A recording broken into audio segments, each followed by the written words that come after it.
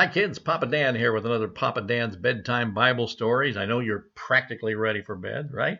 We've been sharing from the book called the Children's Everyday Bible.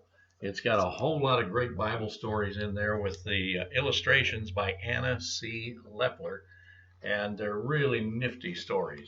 Today we're going to talk a little bit about Esau and Jacob and the blessing or the inheritance that would be given to them by Isaac, their father. Now, Isaac wanted to give his blessing, pass down all his property to the older of the two boys, Esau.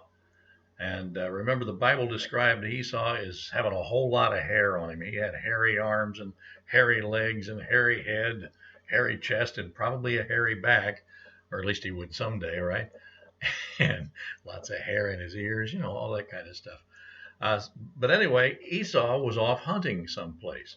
And Rebekah, who really kind of liked Jacob better because he liked hanging out in the house and helping out in the kitchen and cooking, etc., she fixed a special red meat stew just for Isaac and sent Jacob in to be with Isaac while Jacob was wearing a goat hair coat. So it looked like he had really hairy arms and everything. And he took this stew in to give to his father, Isaac, so that he could receive the blessing instead of Esau. Remember, the name Jacob means the trickster, the kidder, whatever the case may be. He was out to get that inheritance.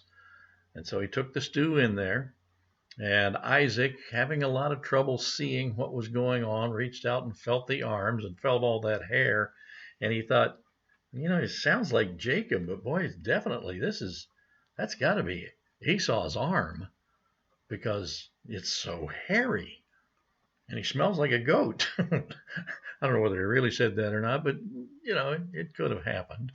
So anyway, Isaac gave that blessing to Jacob instead of Esau. And when Esau got home and he found out what had happened, that blessing was given to his brother who shouldn't have it, oh man, did he get mad. And he shouted out, called his brother all kinds of names, I'm sure, and said, I'm going to kill my brother someday. That's some pretty harsh stuff. Rebekah, their mother, said, I can't let this happen. So she sent Jacob away. She sent him back to her family, went back to live with an uncle and work on his farm. And there is where Jacob set out to go back to the land of his mother. And while he was on this trek, he was sleeping. He put his head down on a rock and went to sleep and had this mysterious dream. In this dream, he saw a stairway, a ladder that went all the way up to heaven. And up at the top of that ladder is God.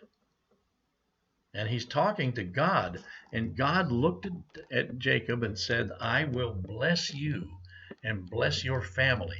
You will have many children and many grandchildren eventually. And it would go on and on and on. A huge family. And I will be with them forever. And then he continued on the rest of his trip to go back to the family of his mother, Rebekah. And we're going to continue the story the next time we get together. And we'll talk about how Jacob meets his wife and what happens after that. And how Jacob, the trickster, got tricked a little bit as well.